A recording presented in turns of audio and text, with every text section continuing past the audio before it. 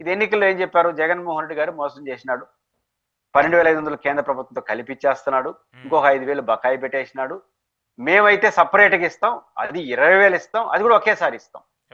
ఇది బాగా నానుకుపోయింది ప్రజల్లో. జగన్మోహన్ రెడ్డి అది ఇవ్వడం అని చెప్పేశాడు. ఇప్పుడు 1 year మొదటి సంవత్సరం ఎగ్గొడేసినారు. తప్పు కదా. ఇప్పుడు కేంద్ర ప్రభుత్వం పైపించి కేంద్ర ప్రభుత్వం 2 దఫాలు ఇచ్చింది, 3వ దఫా జనవరిలో ఇస్తుంది. నువ్వు ఇంక ఇస్తే జూన్లో ఇస్తావు, జూన్లోనో జూలైలోనో ఇస్తావు కేంద్ర ప్రభుత్వంతో కలిపి. కేంద్ర ప్రభుత్వం ఇప్పుడు 10,000 పెంచింది, 6,000 నుంచి 10,000 పెంచింది. ఇప్పుడు ఏం చేయాలి మీరు? ఆ 10,000ని 3 దఫాలకు ఇస్తారు కదా వాళ్ళు, 3 లేకపోతే 4, ఎట్లా 3 దఫాలకు ఇస్తారు. మీరు కూడా 3, 4 అట్లా ఇవ్వాలి. ఇట్లా ఇచ్చితే మీ ముద్ర పడదు. జగన్మోహన్ రెడ్డి గారు కేంద్ర ప్రభుత్వంతో కలిపి డే 1 నుంచి ఇచ్చేసినాడు. ఇది మనం గమనంలో పెట్టుకోవాలి. కేంద్ర ప్రభుత్వం వేరు, రాష్ట్ర ప్రభుత్వం వేరుగా చేయలేదు. దట్టు దాని పథకాన్ని కూడా కేంద్రంతో మాట్లాడుకొని ప్రధానమంత్రి వైఎస్ఆర్ రైతు భరోసా అని పేరు పెట్టాడు. అంటే వాళ్ళ భాగస్వామ్యం కూడా ఉంది కాబట్టి కేంద్రంతో మాట్లాడుకున్నాడు, తక్షణంగా వాళ్ళతో పాటు వేసేసినాడు. అందువల్ల ఆయన ఇచ్చిన హామీ 12,500 సొంతంగా అన్నా 13,500 ఒక 1,000 రూపాయలు పెంచే మా వాళ్ళు ఇచ్చినాళ్లే, కేంద్రం ఇస్తే మీ రాష్ట్రం ఇస్తే అనుకున్నారు ప్రజలు. ఇక్కడ మనం వచ్చేసరికి ఏమైంది? మొదటి దఫా ఎత్తేసినాం జెండా. దానివల్ల ఏంది? కేంద్రం వేరు, మీరు వేరుగా మారిపోయినారు. మొదటి సంవత్సరం అన్యాయం చేసిన వాళ్ళు మిగిలిపోయినారు. రెండోది ఇప్పుడు 10,000 ఇస్తామంటున్నారు కేంద్రంతో కలిపి. మీరు అట్లా చెప్పింది ఎలక్షన్ లో.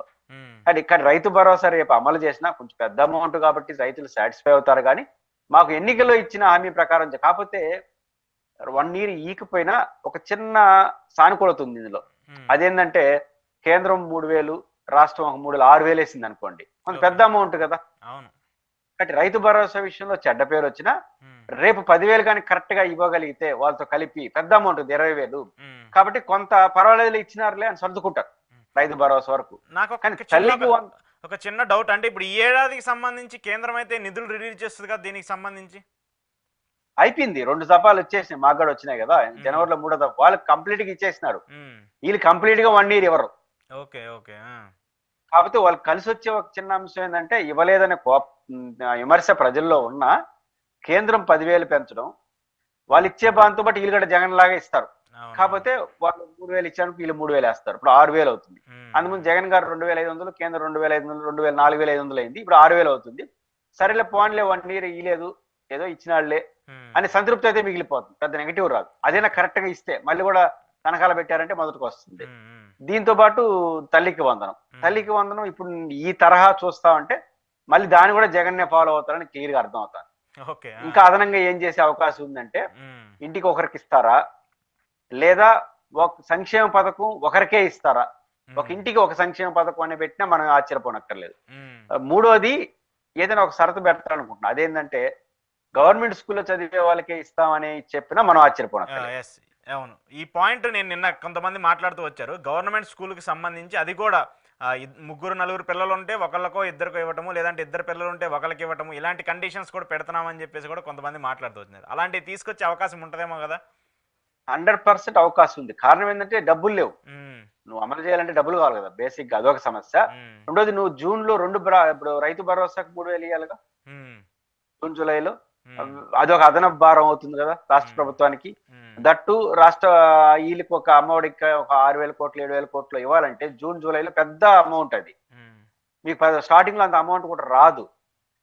రెండోది ఇప్పుడు 60,000 కోట్లు ఎంతో అప్పు చేసినట్టున్నారు. 70,000 కోట్లు చేరుతుంది అమరావతి పక్కన పెడితే.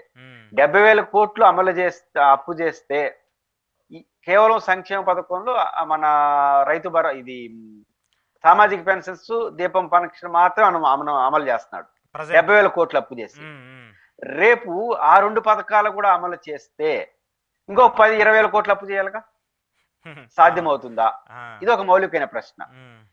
కాబట్టి అప్పు పెంచాల్సి వస్తుంది, ఆదాయం ఏడ పెరగదు కదా, అప్పు పెరుగుతుంటే. కాబట్టి ఈ రీత్యా చూసుకున్నప్పుడు ఖచ్చితంగా షరతులు ఉంటాయి. నాకు తెలిసి అమ్మఒడి ఒకరికే ఇచ్చినా ఆశ్చర్యపోనక్కర్లేదు, 2 గవర్నమెంట్ స్కూల్ పెట్టినా మనమే ఆశ్చర్యపోక్కర్లేదు. ఇంకా కొంతకాలం పోతే ఇంటికి ఒక సంక్షేమ పథకం అనే చర్చ వచ్చినా కూడా ఇవన్నీ ఎందుకు పెడుతున్నారంటే ఆచరణ సాధ్యంగానే హామీలు ఇవ్వడం. ఆ హామీల పట్ల జగన్మోహన్ రెడ్డి గారు పెద్దగా ఫోకస్ చేసి ఎవ్వడు చంద్రబాబు నాయుడు సాధ్యం కాదు అని చాలా గట్టిగా చెప్పి ఉండడం, ఈ 2 కారణాలు ఇచ్చా ఖచ్చితంగా ఆ ఒత్తిడి ఉంటుంది. అందువల్ల అన్ని అమలు చేయాలి, అరాకొరగా అమలు చేయాలి. జాగ్రత్తగా అన్ని అమలు చేయడం అది ఫైనాన్షియల్ కారణాలు ఇచ్చేది మోసం అని నేను అన్ను. ఉమ్, ఫైనాన్స్ కారణాలు కాబట్టి తప్పు చంద్రబాబు గారిని ఎక్కడ పడతా ఉంటే ఇది తెలుసు ఆయనకి.